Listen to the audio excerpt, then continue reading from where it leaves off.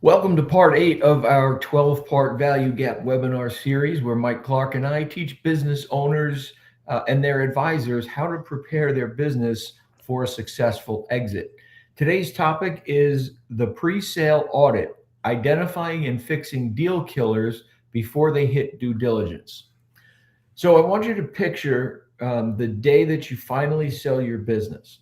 There's a team of strangers sitting in a room, and they're going through everything that you've spent years or perhaps decades building, and they're looking for problems. What's the one thing that you're quietly hoping they don't find?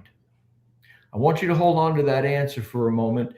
We'll come back to it later, but I promise you that they're already looking for it. Right, and that's the question that this whole webinar is kind of surrounded around, and it is one that most owners never let themselves answer until it's way too late to actually do anything about it. Before we go any further, let's get to the compliance stuff and get that on the table and out of the way. So, as always, everything Mike and I discuss today is educational in nature. It is not specific financial, tax, or legal advice. Your situation has details that are unique to you and your particular business, and anything that we cover here should be reviewed with your personal advisory team before you act on it. And if you don't have a personal advisory team, make sure you go back and watch webinar 6 on our YouTube channel at Avior Wealth Management. Today, Mike and I are here to give you the framework. We are not here to replace your advisors. John, I think it's interesting that we have to do compliance, and I know this is a little, we'll call it off script a little bit, but there's a lot of non-licensed professionals. So although John and I are not CPAs, attorneys, and the things that he just mentioned, we are licensed advisors. And I do find it interesting that as licensed advisors, we have to put compliance and we have to say these things, but non-licensed compliant or non-licensed individuals that are spewing all kinds of information on the internet can say whatever they want. And they're not, although that's so interesting because we're held to a higher standard, John. Yes. Right? And we have to say these things, but everybody else can spew all kinds of BS and never get in trouble. And it's unfortunate that the people that watch these videos tend to listen and lean towards the people that spew the nonsense. So, anyways, there's my soapbox for the. I just had this conversation with the client yesterday, so that's why it's on my brain. So, appreciate. We always have to do the compliance, and I know it's not fun, but it's just interesting. So here's what we're going to do today. Right, here's the deal. As always, we have two goals when we do these webinars. The first goal is to give you something genuinely useful, some exercise, some roadmap that you can do today just to start asking better questions. Okay, that's the first goal. The second goal is that if we actually do this, if we provide this framework, which we call the buyer's chair audit, that you can take back to your business, like I said, today, do it right now. Then we ask you to schedule a time and actually get to know your business a little bit better through a value gap assessment, where then we also ask better questions of you to get to know your situation and point you towards the right next step. So that's the deal. Provide genuinely useful information. And then if that useful information helps you, schedule a time. Let's see what we can do together to make your business more optimal for a better exit. So, as John mentioned, today is specifically for business owners who are planning to sell in the next 3 to 5 years. And by statistics, you're going to wait until the last minute. So this is the whole point of this. Don't wait until the last minute, because if this is not you, I promise you it will be. So I want you to lock in for the next time that we're together, 45-ish minutes, because what we're going to cover will be worth every minute of your time today. But before we jump in there, we always like to go through some of these myths and misconceptions that we hear from clients. Whoops, missed the slide. So that we understand where you're coming from. So the first myth or objection that we hear most often from business owners is, my books are clean. My accountant or CPA keeps me in good shape. And unfortunately, although we hear this all the time, the hard truth is clean to you usually means the tax return got filed on time. Clean to a buyer means a stranger can rebuild your earnings from the records without you being in the room.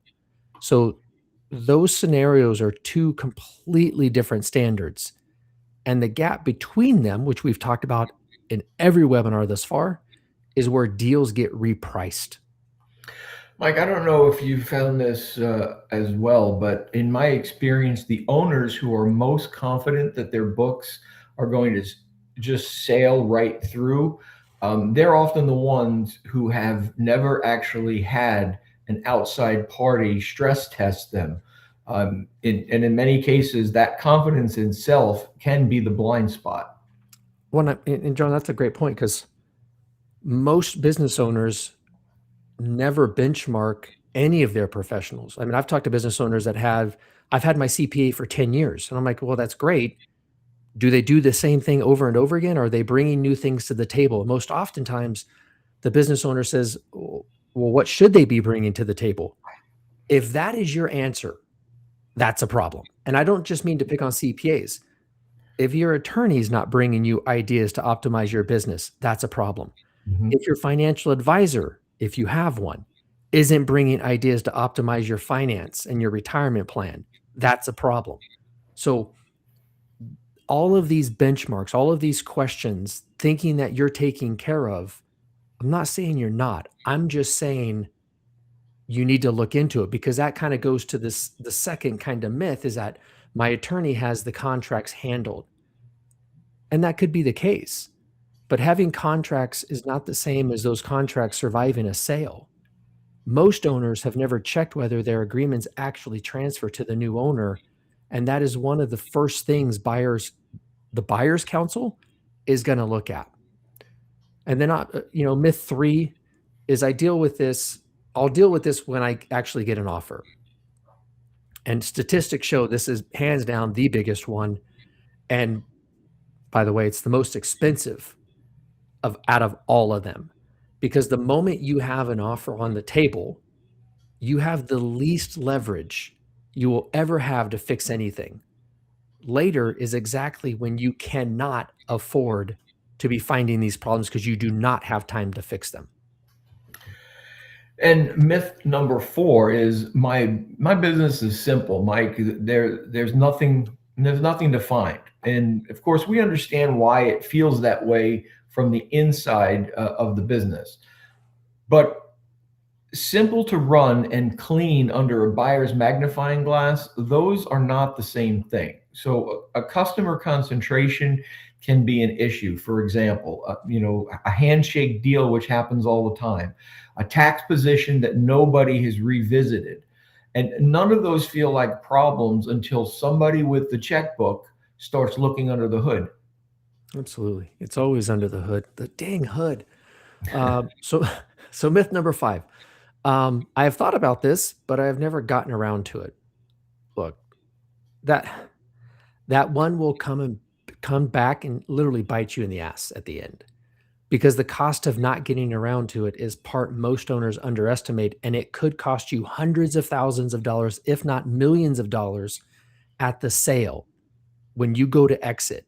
All of these things have a cost to it, which is why we have these webinar series, so you don't lose that money. So, as always, before we get into this, we always want to let you know who we are, so you know who's talking to you, so we're not just some of those random people on the internet. My name is Mike Clark. I came from the investment banking side. I've helped businesses raise a combined $42 million, completed my MBA along the way. But here's what I saw in working with these business owners. They had like real gaps in their financials, in their operations, in their planning. And the problem is that the advisors that were around them weren't talking with each other, right? The CPA did the CPA's job. The attorney did the attorney job. So you get my point there, right? Everybody's working in silos. So without a coordinated team, this is where these conversations fall through the cracks. And that gap in these conversations is what built the national referral network. And the difference between, like, say, an ultra high net worth individual running a business and a Main Street business owner is not intelligence or work ethic. It is literally that the high the ultra high net worth individual has a team working together and drives that process. So that is what we're building for owners in this room, in these webinars. We're building more clarity and more confidence with better outcomes. And my name is John Heck. I've spent over 30 years in financial services, and a good part of that has been in the mechanics of business sales and what actually happens inside of due diligence. So when Mike and I walk through the buyer's audit today, I want you to understand that we're describing what a buyer's team does when they sit down and start pulling a business apart. And I'm going to show you exactly what the buyer sees and why it costs when you see it before, and why it costs you rather when you see it before they do. So now that the introductions, compliance, and all this out of the way, here's what I want you to understand going into the content today. Most owners think about a sale as a finish line. You build the business, you get an offer, you hand over the keys, you get a check, that's it. So in that picture, due diligence is just paperwork at the end. It's a formality on the way to the closing. Here's the problem with that picture, though. Due diligence is not paperwork. It is literally a hunt the buyer goes through to find out what is wrong with your business so they can pay you less for your business. And let's put a number on that, Mike. The Exit Planning Institute runs a national study on owner readiness. And even after a decade of raising awareness on this topic and this issue, only about 60% of owners have actually had a formal business valuation in the past 2 years. And that means roughly 4 in 10 are heading toward the sale without a current defensible sense of what their business is even worth, let alone how it's going to hold up under scrutiny. And there's one line in particular from that same report that jumped out at me. They say readiness has to be judged from the buyer's perspective, not the owner's perspective. And that's the entire game right there. If you're not looking at your business through the eyes of the buyer, it's very likely that the sale will be very different at the end compared to what you envisioned it would be going into it. And that's, of course, if the buyer doesn't walk away altogether. Right. So here's the reframe I want you to sit with. The audit is going to happen either way. When you sell the business, the buyer team is going to go through your financials like John just talked about. They're going to go through your contracts, operations, taxes with a fine-tooth comb and a magnifying glass. So this isn't a matter of a maybe. The audit is going to happen. So the question is, who's going to run the audit first? Because whoever finds the problem first actually holds the pen on price. So if you find it yourself early, the problems, and you fix it over time, which gives you time to fix them, versus let the buyer find it and it becomes a discount, a renegotiation, or to John's point, they may just walk, right? And so that's the paradigm shift that we want to kind of help you get through today, because the framework we're going to use to make it real is called the buyer's chair audit. And the idea is simple. You stop looking at your business from the owner's seat where everything looks familiar and fine and your baby is the cutest baby on the planet. And you sit down in the buyer's chair where things aren't always roses and rainbows. And you start to look at your business the way the person writing the check will look at it. And so we're going to talk through 4 different zones. And by the time we're done, you're going to know where you stand in each one of these zones. It's funny you mentioned the baby analogy. I was thinking something very similar earlier about not knowing that your kids are ugly. So you need somebody to tell you, hey, your kid might be a little ugly. So maybe it's funny that you mentioned that.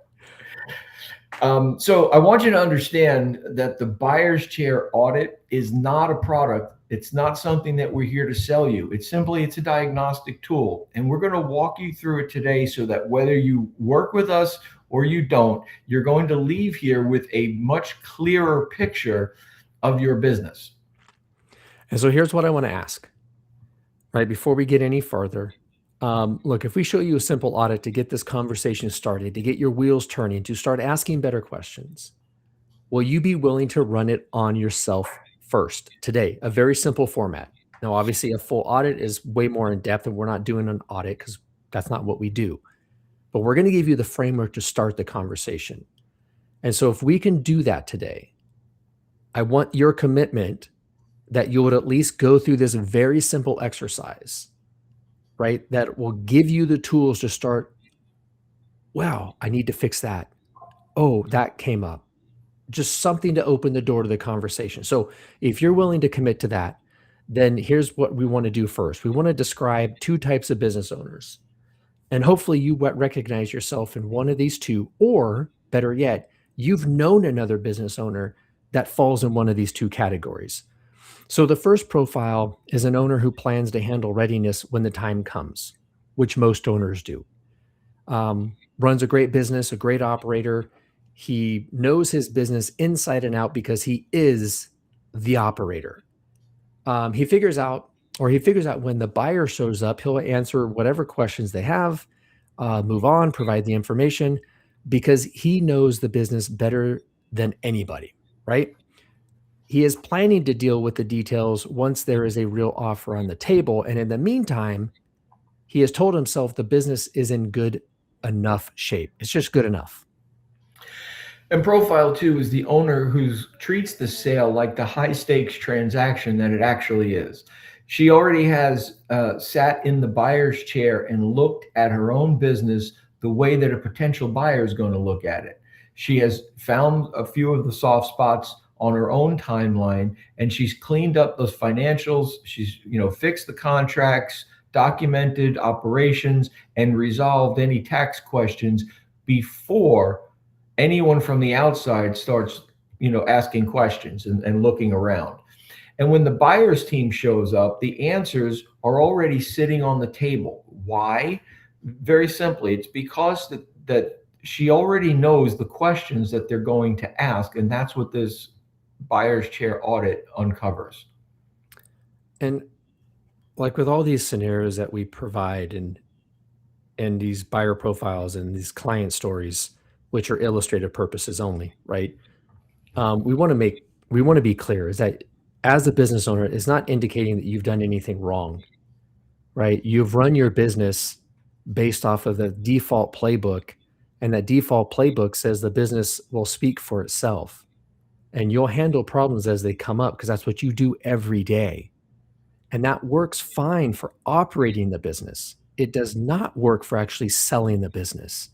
Because when you get to that exit table, the problems do not come up one at a time on your schedule. They come up all at once on the buyer schedule at the exact moment when you have the least time to actually fix them. Mike, something owners rarely anticipate is this. A buyer's team is not looking for reasons to buy your business. They've already made that decision before they walked into the room. What they're looking for are reasons to pay less for the business. And every unanswered question, every messy record, every handshake deal, they all become leverage in their hands. And again, it's not because the business is bad, it's because a surprise to a buyer is a discount. And they're going to position that surprise as a risk to them, and every risk is a potential discount. And what John just mentioned is what profile 2 actually understood. And profile 1 found out the hard way, right? And what we're trying to do here is not have you find out the hard way, because the prepared owner has always turned the surprises into answered questions. So when the buyer goes looking, there is nothing left to find that has not already been handled. So you have the same business, but you have completely different positioning when you get to that exit table. So the question becomes, which owner do you want to be walking into your exit? Simple question. And that is the question this buyer chair's audit is designed to answer. And the audit walks through 4 zones. Every buyer, every deal digs into the same 4.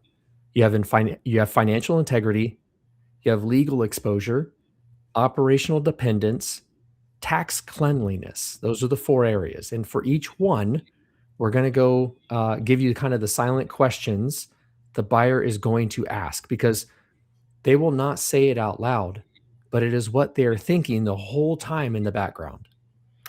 So let's start with the money first, because that's the first place that the buyer is going to be looking. The silent question in zone 1 is this: can a stranger recreate your earnings from clean records without you being in the room?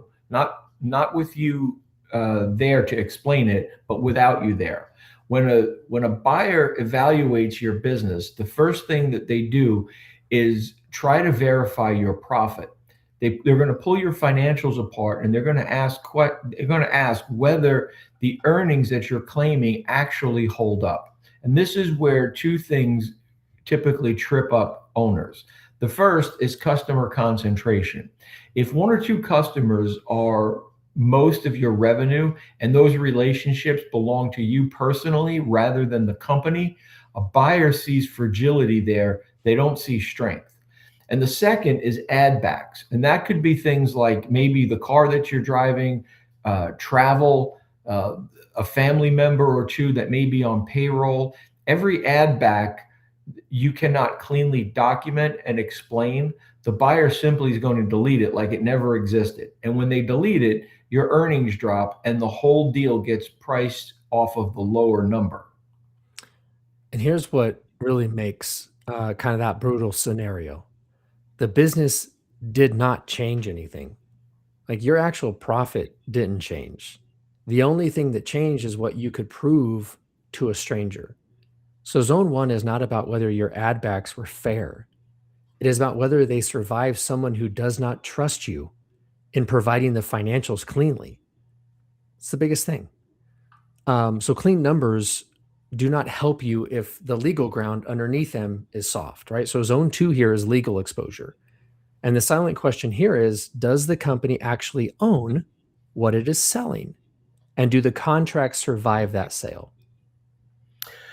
And buyers find more here than owners expect, because the classic one is intellectual property registered under the founder's personal name instead of the company's name. Just imagine you go to sell the company, and the most valuable thing that it produces is not technically owned by the thing that you're trying to sell.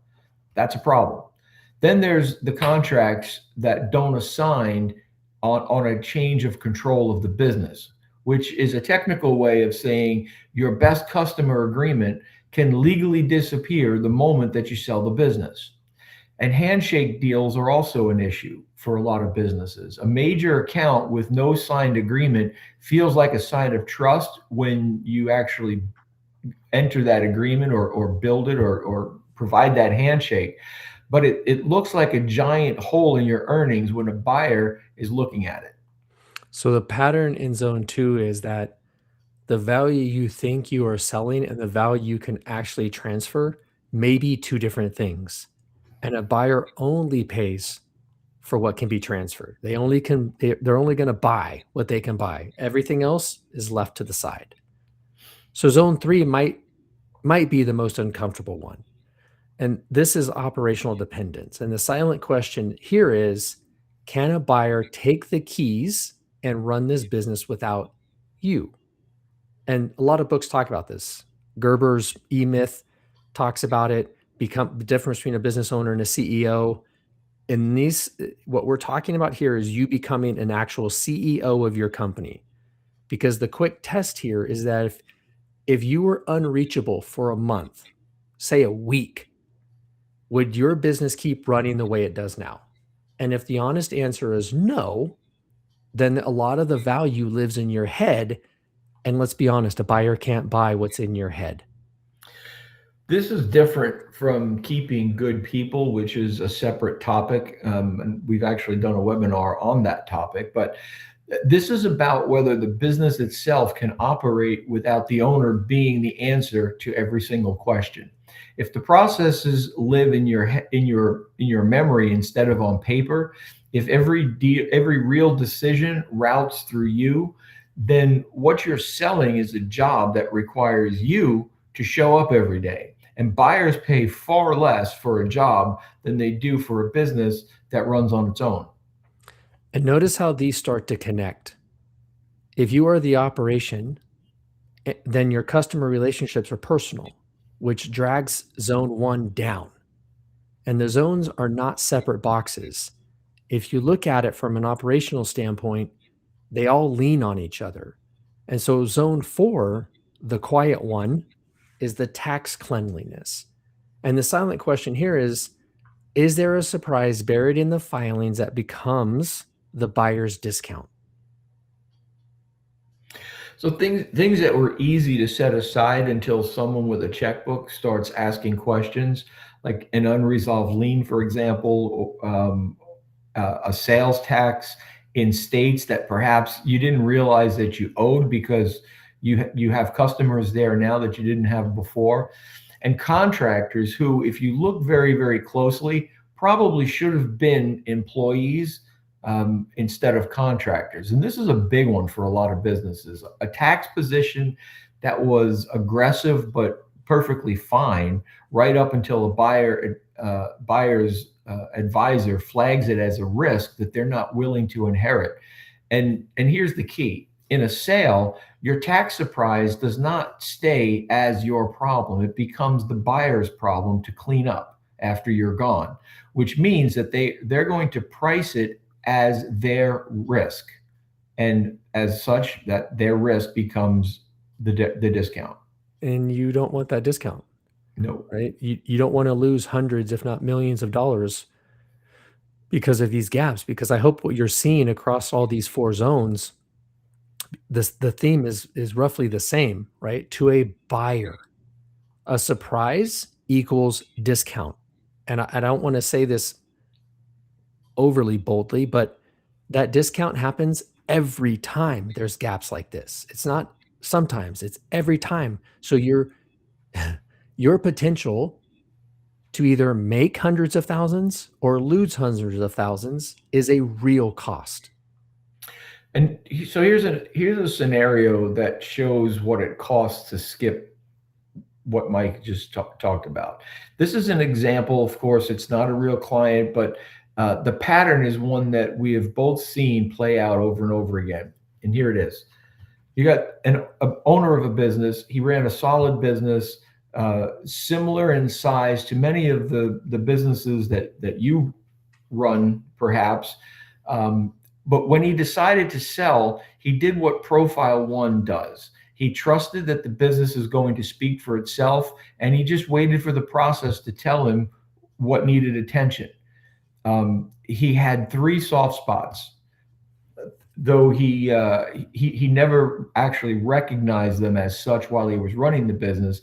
He had a customer that made up too large of a share of the company's revenue, a key contract that did not assign on the sale, and a set of add backs that he simply couldn't cleanly document.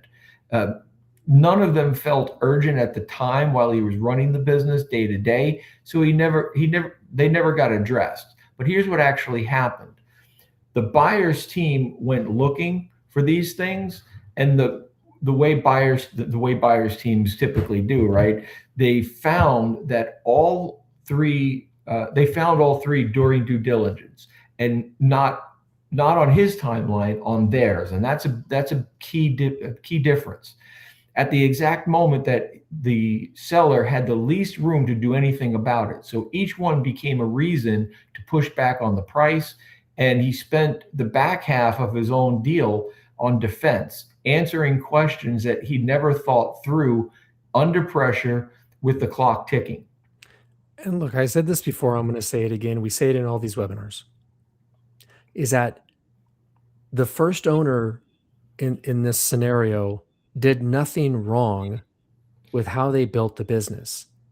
The mistake is one of just timing. And this is timing across different areas of the business, but it's nothing more than timing. He let the buyer run the audit first.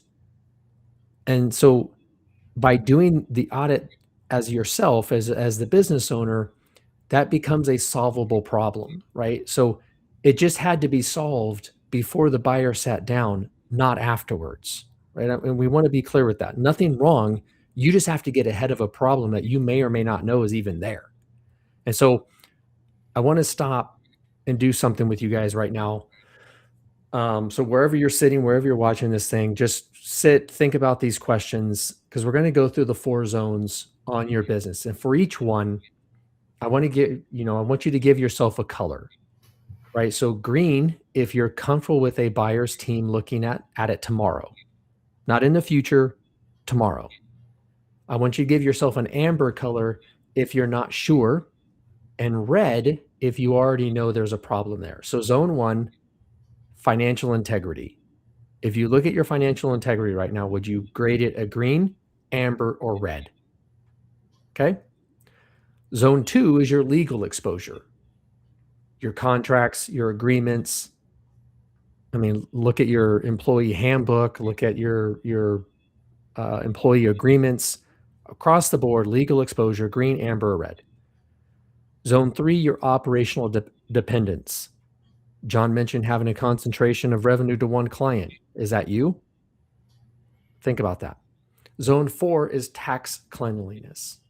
Are your taxes in order? Are your books clean? Are they well prepared? Right? Do you have to explain things? You have to explain things. It's not a good situation. So we're using colors on purpose here, not scores or dollar figures, because this is more of a gut level readiness type evaluation, because the actual evaluation is going to go in way more detail. And don't talk yourself out of the amber ones.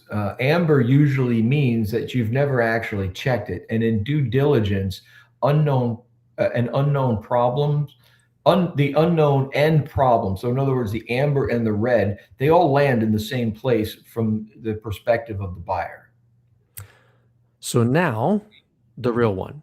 So look at whatever zone you just marked red or amber, and name the single question you are hoping a buyer never asks. This is the question that keeps you up at night. This is the question that you go into the office and it's on the to-do list. It's the sticky note on the wall that you need to address. You already know it's there. You probably thought about it with that sticky note. That's why you put it on the wall. And like the note's still on the wall. It does not go away just because you avoid it. Okay. And so what we're going to do is we're going to talk about what actually to do with this information. So let me give you the other side of this. Same setup, a composite, of course, just like the first one, not a real client, same rough size, same industry as the first owner. Only this time she came at the sale differently. About 2 years out, she sat down in the buyer's chair and ran the audit on her own business before anyone made an offer. She found the soft spots as well, roughly the same kind the first owner had, a concentration issue, a contract problem, and some documentation that wasn't going to hold up. The difference here was not that the business was cleaner to start with. The difference was that she found the problems while she still had time and leverage to fix them. All right, so she went to work. She took action. She diversified accounts. She got contracts fixed. She renegotiated some things. She cleaned up the documentation and then built the records a buyer would want to see for verification. It wasn't glamorous, and at the time, it felt super slow. But by the time a buyer's team showed up, the answers were already sitting on the table. And when the buyer went looking, there was nothing left to find that had not already been handled.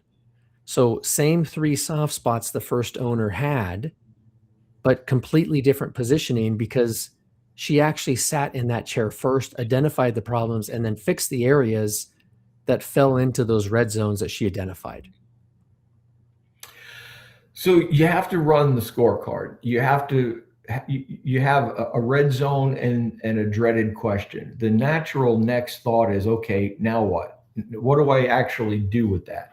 So this is the most useful idea in the whole process, in my opinion. It's called an information memorandum. And people hear that phrase and picture a brochure, perhaps. It's quite the opposite of a brochure. A brochure is you typically trying to sell something. An information memorandum answers questions. It's the document that pre-answers every single question that a buyer's team is going to ask before they ask it. Right. And here's why it matters so much. Your red zones from the scorecard are your information memorandum to-do list. You cannot write a credible answer around a zone that is still broken. So the document does two jobs at once. It's the output of the audit, and it is the thing that forces you to actually fix what you found. So a strong one pre-answers the money question so the earnings survive the scrutiny. It preempts the legal and operational questions so there are no surprises left. It frames your add back so the buyer accepts lower versions of your earnings instead of writing their own, right? So though this is the importance of going through this, not just doing the audit, but actually taking action to fix what the problems are. That's right. And that last piece is where control of the whole deal lives or dies. Somebody is going to write the story of your business. It's going to write the story of the transaction. Either you write it backed with proof, or the buyer is going to write it. And the buyer does not write it in your favor, I assure you. Absolutely, 100%. 100% of the time. It's never in your favor. But here's the honest limit here. And I want to say it as plainly as possible. The scorecard gives you a color. You can do that part on your own. That's the value today. A color is not a diagnosis. Red tells you something is wrong. It does not tell you what is wrong, how deep it goes, or what a buyer's team will do with it once they find it. And you cannot write an information memorandum from a color. You can only write it from a diagnosis. Such a good point. And you cannot diagnose your own business objectively. This is what we were talking about before about Yeah. somebody telling you that your kids are ugly, right? I am sure that you've heard the analogy that an attorney who represents himself has a fool for a client, right? That's because by definition, you cannot see your own blind spots because you're too close to the thing that you've built. And that's not a criticism either. It's simply human nature.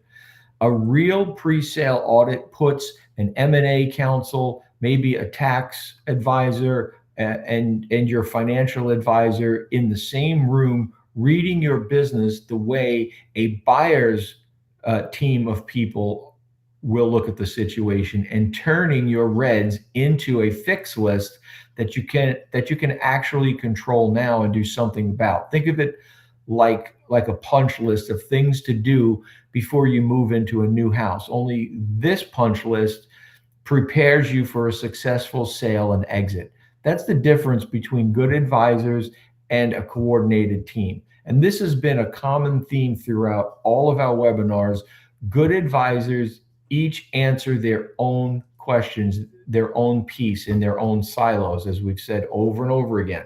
A coordinated team gives you one picture, the buyer's picture, the one that counts before the buyer does.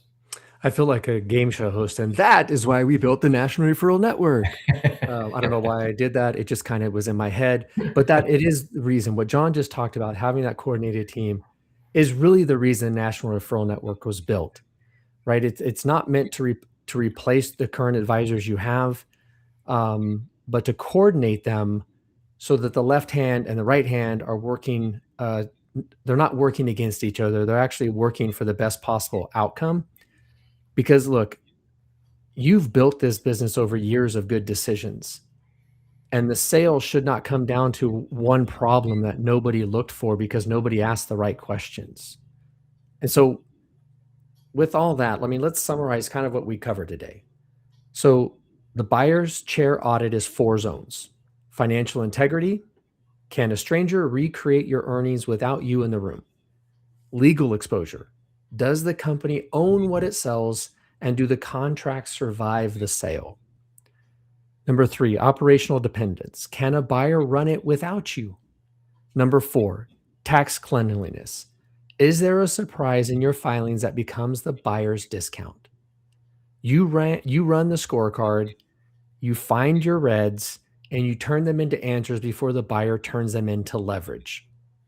Mike, let's talk about the cost of inaction here, because it's easy to leave the webinar here today feeling like you learned something useful and then put it on the list of things to handle later. The problem that you do not go looking for now, it doesn't just sit there. It doesn't sit still. It compounds over time. And a contract gapped 18 months before you sell is a cheap afternoon with your attorney. That exact same gap at the letter of intent is a renegotiation and a reason for the buyer perhaps to maybe walk away from the deal altogether. Nothing about the problem changes necessarily, but the gap is the same gap. The only thing that changed is your leverage. When do you want to fix this? You want to fix it at the table with no leverage, or do you want to fix it before? The owners who look early, in our experience, they tend to walk into the process with more room to negotiate and fewer surprises waiting for them. The owners who wait tend to find their problems at the least convenient moment that there is. So the punchline is this: doing nothing is not the safe choice. Doing nothing is choosing to hand the pen to the buyer. And if you are the kind of owner who would rather hold the pen yourself, walking into your exit with all the answers already in hand, that is exactly the conversation we have in the value gap assessment. So at the start of today, I told you we had two goals. The first goal was to give you something genuinely useful. I hope the buyer's chair audit delivered on that.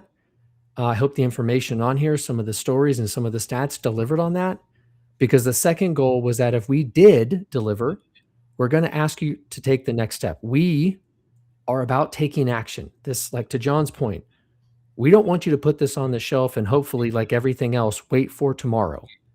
This is the call to action. This is your call to action. And I'm going to tell you that the next step is really a complimentary call. We're going to go through a value gap assessment, and we're going to decide if this is right for you, what is needed. But it's a working conversation. It's not a sales pitch. It's not a sales call. We're going to sit in the buyer's chair with you and go through some of the 4 zones actually for real and ask some questions. And it's kind of a diagnostic tool. And we're going to spend time understanding your business, your timeline. And then we're going to tell you honestly what we think the next right step is. More importantly, who the right person is that you need to be talking to. And it's important at this point to understand that Mike and I are not valuation experts. We're not certified exit planners, and we're not attorneys or CPAs. What we are, though, is the coordination layer that we've talked about through all of these webinars. We are the team that makes sure that your attorney, your CPA, your wealth manager, and any other specialist that you need are reading your business from the same buyer's perspective instead of working in their own lanes or their own silos. That's the role that we play, and that's the role that most owners, unfortunately, just simply don't have filled. So let's talk about what a call looks like, what the value gap assessment looks like. It's a discovery conversation. As Mike started to say before, we're going to listen more than we talk because we want to understand your business well enough to know which of our vetted partners fits where you are in your situation right now. Sometimes that might be an M&A attorney. Sometimes it's a specific kind of tax advisor. Sometimes it's a forensic accountant who can clean up financials before a buyer ever gets to see them. And it's important to note that we don't have one solution that we point everyone towards. We're gonna customize this and match you to the right resource for your specific situation. And here's what I want you to hear with this. You leave that conversation knowing which of the 4 zones needs work first and who you should be talking to next. That is the deliverable. And most often, we have the calendar links for the professionals that we work with that would fill that position. So once again, this conversation right here is for you to take action, to schedule the call. Our action is to get you on the calendar for with the professional that's going to help you. This is actionable steps. Once again, we are not putting things on the shelf. We are scheduling time intentionally to solve these problems for your best interest. And I add to that that the network that we've built exists specifically for this reason. This is not some generic network just floating around in the ether out there. These are professionals that we've vetted, we've worked with, and we trust with situations like the ones that we walk through today. And that matters a very great deal when the stakes are the sale of your business that you've spent possibly your entire life building.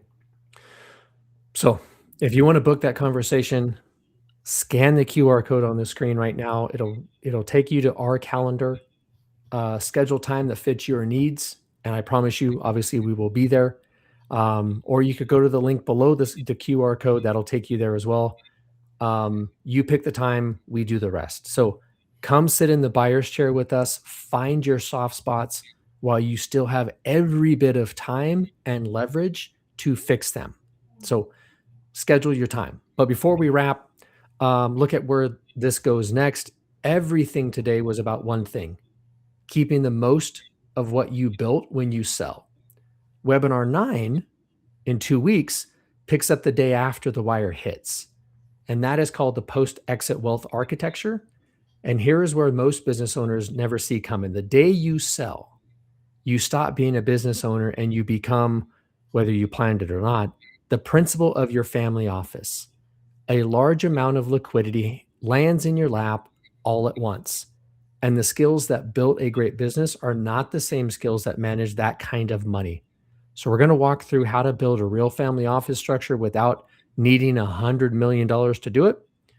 And so the wealth you work for does not just sit there. It actually works as hard as you did. And if today was about getting the money, the next one is about keeping it and growing it for the long run. So look for the link in John and I's LinkedIn profiles either later today or first thing tomorrow morning. But register for that event. Yeah, I'm looking forward to that one. If today's session raised a question or two that you'd like to have answered before webinar 9, the value gap assessment is the right place for that conversation. We hope to see you there. Thank you, everybody.